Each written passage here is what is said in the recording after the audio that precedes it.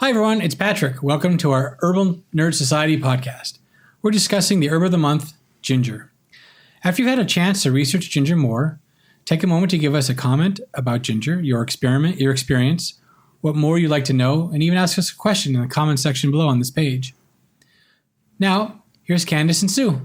I'm Candace Hunter. And I'm Sue Sierralupe. Welcome, Herbal Nerd Society members. So excited about Herb of the Month this month, aren't you, Sue? Yes, I am. Yes, I am. I'm really excited to have this be our first one. I know, right? Yeah. It's the first one. We're both kind of giggly. We are. Well, the fun part is that we actually haven't really done a podcast on ginger, like an actual real members and radio podcast on ginger. So the Herbal Nerd Society members are actually getting a really special one because we've never done one on ginger. We've never done it. It seems weird that we haven't. We have. Well, that's just because it's your favorite herb, I think. It's like one of your favorites. I love ginger. It's because it's so good for such basic stuff you use all the time. Ginger is one of the ones that I never get excited about, but it's actually a really wonderful herb. Why don't you get excited about it? I don't know. I really You don't like know. hot stuff. Which is funny because it's a staple in our fridge. I use it. Yeah. I use a lot of ginger. It's in a lot of my essential You don't oil like blends. the taste of it? No, I love it. I don't know why I don't get excited She said about she it. didn't get excited about it. Yeah, I don't get She excited. said she didn't love about it. I mean, you can love something, you might be excited about it. I mean, I love beer, but I don't get really excited about it sometimes. All right, okay. Valerian, I'm like, all right, I get excited about Valerian. And and there you go. Dirty socks. Yep. But today is about ginger. Today it's about ginger. So here's some stuff I use it for all the time. Yeah, let's talk about why do we love ginger? Why should we love ginger? Other than it tastes great. It tastes great. It is tasty. And it's very palatable herbs. If I give somebody some ginger syrup, they're going to take it. Yes. There are a few people that don't like it. My husband doesn't like ginger. Right. He's Even candy ginger? odd. Yes. That's odd. Well, maybe he's too hot. It is a warming herb, and if he's already got too much heat, then ginger's probably not going to be great for him. That won't work. Maybe. Is he hot-tempered? No, of course not. Never. No, he just, there's one in every crowd. There is. There's one in every crowd. But I love giving it to people. I love how they react because it's not too hot. They'll take a little bit of ginger tincture or a little bit of ginger syrup. I'm like, oh, they're clearly it's doing something. Right. It's having an effect without being overpowering. With cayenne, bless its soul, overpowering for a lot of people. You put a drop, except for Candace. Like I said, one in every crowd. You put a drop of cayenne tincture in your mouth and you know it. Oh, yeah. Yeah. But people will take repeated ones of that, like, I'll take some more of that. And it blends so well with lots of food. It is, yeah. It's a great digestive. It's a classic digestive. Right. And I think many, many people, regardless of where they grew up, at least across America, will recognize it because it's used in so many things that we don't even think about, like cookies and cakes. It's in zucchini bread, for God's sake. Of course it is. Yes, it is. Apple pie. Yes. It's all It's over one of the place. pumpkin spice blend herbs that we love. And may be tired of pumpkin spice being in everything. And part of why it's there is because it's a really good digestive, and you don't necessarily need tons of it to help your digestion. Right. Just a little bit goes a long way. Indeed, you're right. Yeah. And dry is different than fresh. Yeah. It has a slightly different. When you have a piece of fresh ginger, you have one of the volatile oils is the gingerol, and it's such a cute. If you draw a little gingerol on your paper, it looks like a cute little bug. It's so cute. It has a little head with. You're talking about the molecular oxygen. structure. Yeah, yes. The oxygen and the hydrogen poke up like little antennas, and then this little bumpy, worm-looking little really body. Nerdy. That's really nerdy. Okay, but I think it's adorable. But that long tail, when you dry it, part of it comes off, and then it becomes a different chemical constituent. It's still good for digestion, but it's slightly different. It's slightly different. And then again, cooking it, then another little piece of that drops right off. And instead of it ending with that oxygen and hydrogen, then it has the carbon and the carbon has 3 little hydrogens attached to it. So it keeps changing just a little bit at a time. Well, I think that's interesting to me. But those things all together, in no matter what form, good for digestion, as you said, really great for arthritis pain. And so many people got arthritis pain. Yeah, so many people got knee pain. It's gently warming and helps improve circulation. Well, at the same time, it's anti-inflammatory. That's right. So it helps open up the pathways. Yes. Which is part of why it's often used with like cardiac formulas as well. Oh, yes. Yes, because it's very warming. Topically, it's very simple to use. I mean, even if you have something that's a big inflammation, like a knee pain, for example, just grating up a little bit of ginger, fresh ginger root, and adding some warm water to that and putting that as a poultice right on that knee, my goodness sakes. That'll work, yeah. Yeah. Yeah. That's a very, very effective, quick way of dealing with the pain and for adding some heat to something that the essential oil is often included in recipes for salves and balms and liniments that are for arthritic pain or other inflammation, overworked muscles, that sort of thing, because it helps with the anti-inflammatory and it helps with the circulation to the area. So it's balanced. Never used ginger essential oil ever. I've smelled it and it smells wonderful. Yeah, I use it. So what? How are you? Is it a high note or a low note, or how do they medium note? I think it's described as a earthy. It's earthy. I mean, to me, if it's an earthy, grounding sort of smell. I mean, I can't remember the correct descriptions according to proper, descriptions. Right. When you go to the high tea party of essential oils, you might just, But so what kind of things do you like blending it with? Florals? How does this work? Yeah, for me, Candace, help me. For me, using ginger essential oil depends on what I'm using it for. I mean, if I'm using it for spraying strains, that sort of thing, I'll often blend some ginger essential oil with like a camphor or a white camphor or do you have a blend that you've made for that? Is it in Tiger Balm? Yes. Yes. That's an excellent one. That's What about for digestion? Is there a way to help, like with a spritzer of essential oil to help with that? You can use essential oil in gel caps, actually.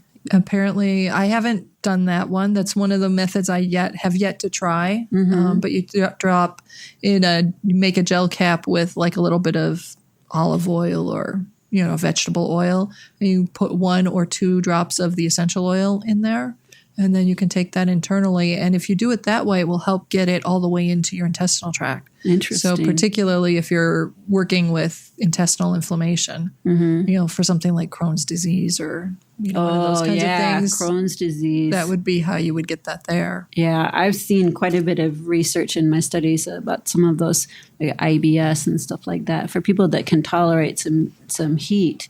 Yeah. But they just can't seem to tolerate anything else. My goodness sakes, I like what I see with that one. Right, and I've also seen formulas for applying ginger or essential oil as a massage oil to the abdomen area for the same sort of thing, because your body will absorb the essential oil through your skin and it'll go into the organs and areas.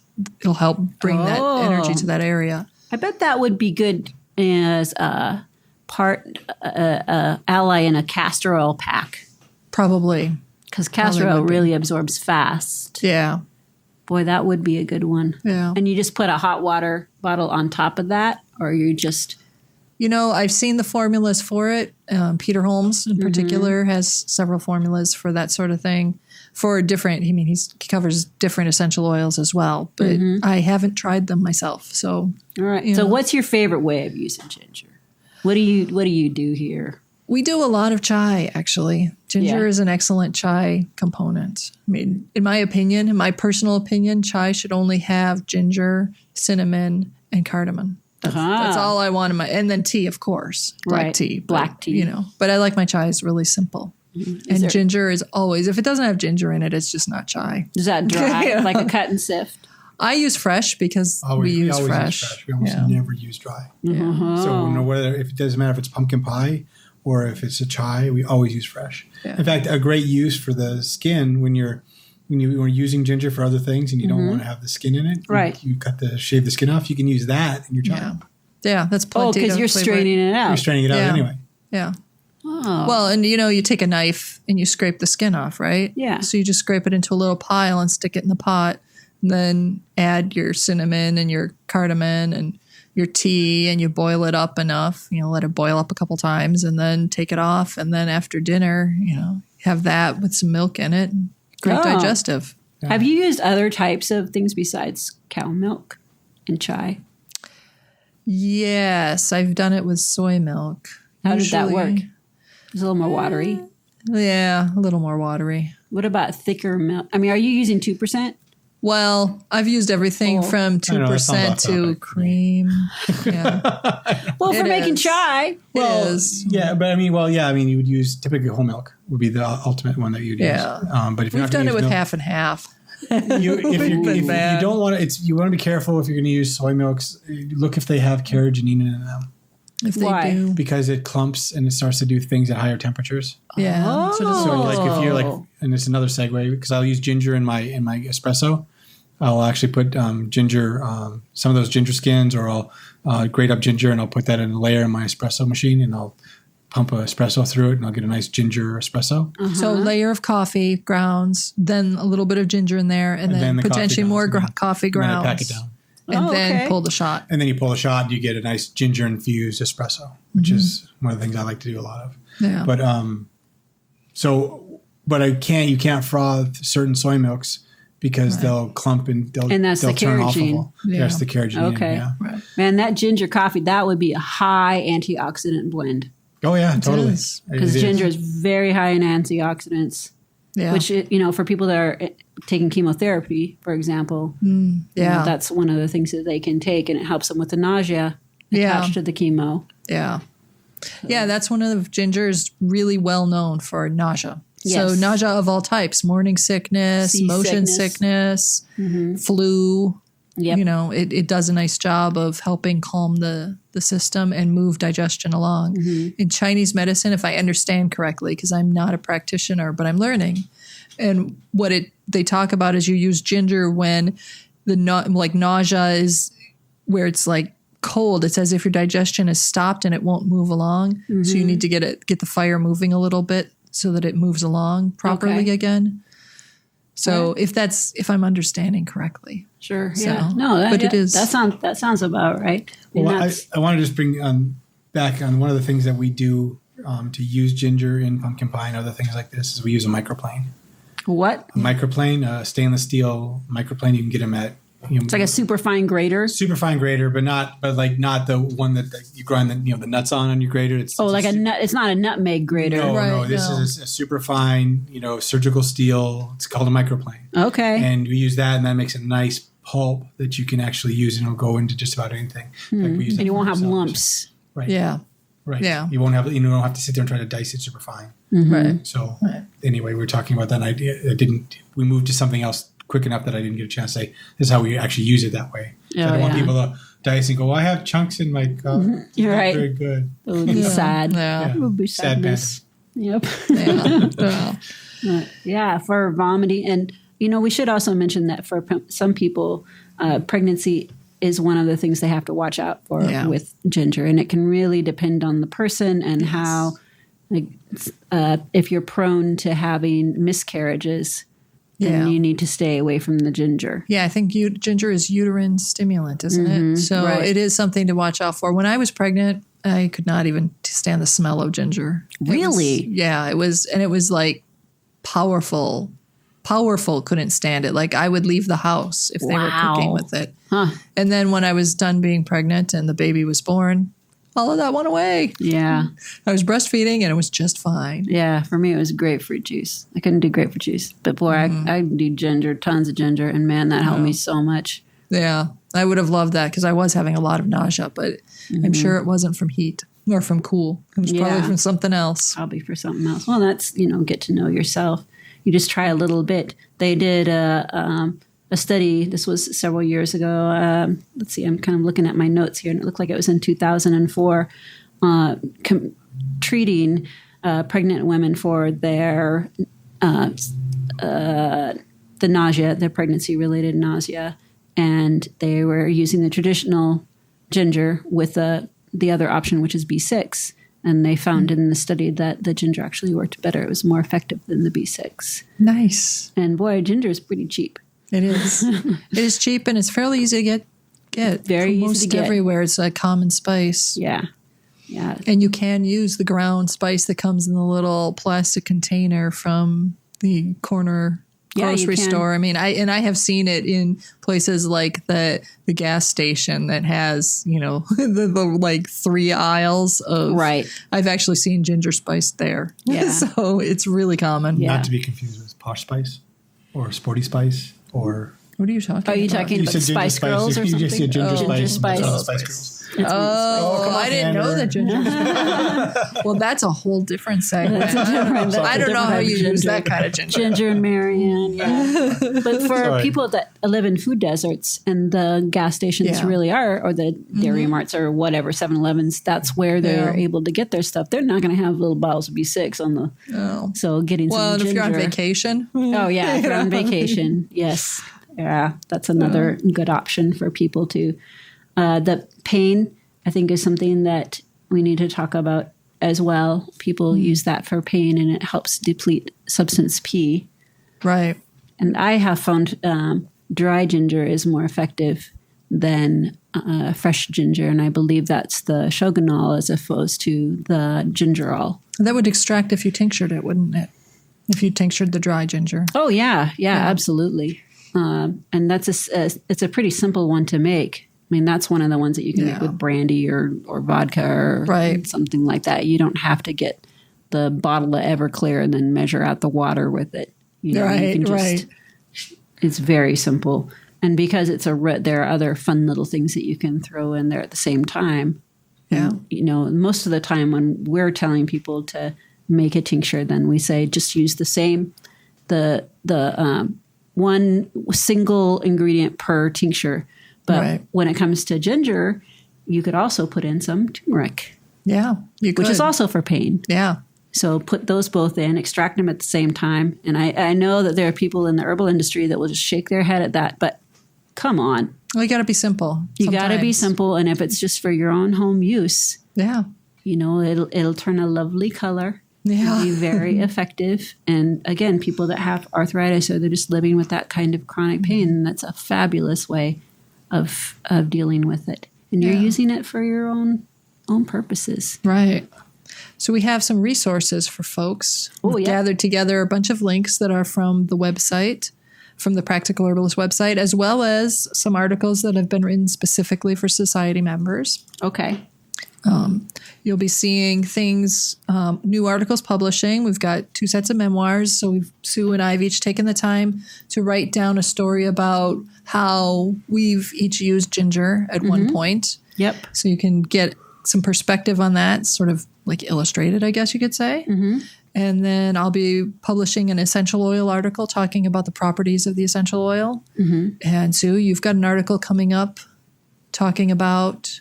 Yeah, gingerol and shogunal, what I had just talked about earlier. The molecular structure. The volatile, key volatile oils of ginger. And then the clinic memoir, I talked a little bit about this, is the one of the other uses that we haven't touched on is using it for people that have dry mouths. Because ginger does stimulate this. Yeah, it's got bittering qualities to it. So people that have some tooth issues, ginger is a really great thing for that because it helps. The saliva is what our bodies use in order to fight off the bacteria. So people have taken little slivers of fresh ginger and put it in their mouth right by that tooth. Makes sense. Helps a lot. Yeah.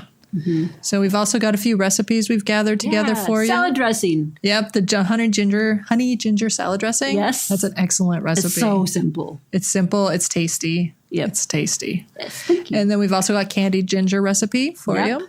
Yeah, well, that was you. Yeah. Well, I like to candy things. I know you do. I know you do. Kind of like fermenting things. Yes. No, it's a good one. We also have a few more We have recipes. Our monograph. Oh yeah, we've got the basic monograph, and we've got a myth and magic piece on ginger. We also have available, if you want to purchase it, the herbal folio on ginger specifically. Yeah. Which, if you want to really get in depth with it, that'd be a good way to go. There's a lot of information in that one, and we're hoping that the information we have this month will be a good padding for that when people read the memoir, or not the memoir, sorry, the ebook. They're like, oh, now this is really making sense. Yeah. Exactly.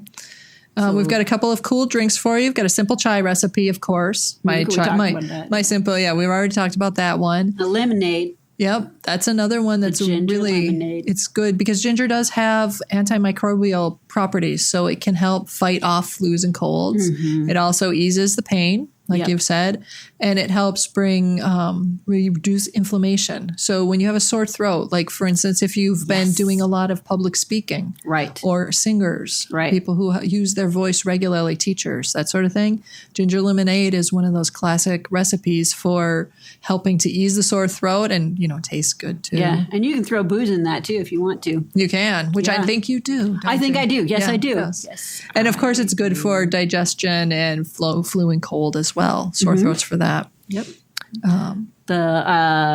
We talked about the essential oil blend a little bit. Your calm. Yeah, I've got have a essential oil blend. It's called Calm and Focused, and it includes ginger, rosemary, and mint. I think it was spearmint. Okay. And it helps you. It's a blend that I've used when I have to study. If I'm studying for something, especially if I'm studying late or for long periods where you start to get that your mind wants to unfocus and you find yourself having to reread a sentence several times over. This is a really good blend for that. Right. So you put that in your diffuser or you spritz it. So many things for calming you down, put you to sleep. And this one does not. It does not. The spearmint and the rosemary in there help keep you stimulated. The ginger helps you stay focused and grounded. Right. So So the granola. Yeah, the granola is an excellent one. I love the fact that you've got ginger in your granola recipe. Oh, yeah. I went through this granola making stint where I tried a whole bunch of different recipes. And I love having just breakfast is yogurt, granola, and then some kind of jam or apple butter. Right. So simple. And the ginger in there will help because the gluten's in the granola and then the yogurt, those two will start to slow your digestion down. It'll cool everything down. And the ginger will help speed it up or warm it back up just a little bit so that it doesn't, slow down too much. Yeah. Balance. Yeah. And then you have this digestive. The digestive blend. If you've ever been to an Indian restaurant, at the end, you're walking out and there's that little bowl of candied spices. There's usually a lot of fennel and there might be ginger and other pieces in there. That little bowl is called mukwas. And it's... Mukwas. I know, it sounds very interesting to the American ear. Let's put it that way. But it is a great digestive. And you're supposed to take a little scoop of that, put it in your hand, then eat it as you leave so that your body will digest everything you've just finished. It's like a little mini dessert. Nice. So I've got a nice recipe for that. It's really easy to make. Yep. And then we have the little arthritis formula for dogs. Yes. I'm going to capitalize on the pain relief and the anti-inflammatory aspects and the circulation promoting aspects to help your furried friends. Yes. Poor little guys. And they like it. I tried this with a dog that was aging and having some arthritis with his aging, and this was something that he gobbled right up. And the marshmallow, it seemed like that was the first thing that we learned that he really liked. Nice. So it was easy just to build on that one. Nice. Yep. Yeah, we got a goodly collection of ones. I hope y'all like it. We want to hear from your comments. If you can comment, please. Are we missing something? Or are we throwing too much out there? Right. Are we overwhelming people? This is our first one. Yeah, it would definitely be nice to get some comments back.